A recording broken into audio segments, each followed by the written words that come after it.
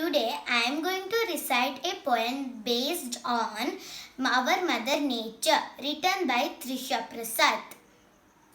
Oh, the trees, see them cluster, they give you shade. That's the way of nature.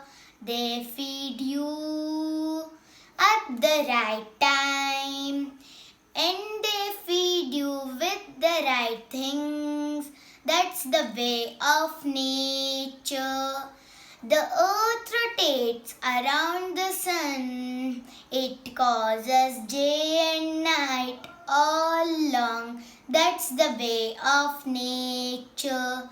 The stars and moon pop out at night, and there they glow with all the light. That's the way of nature. Thank you, everyone.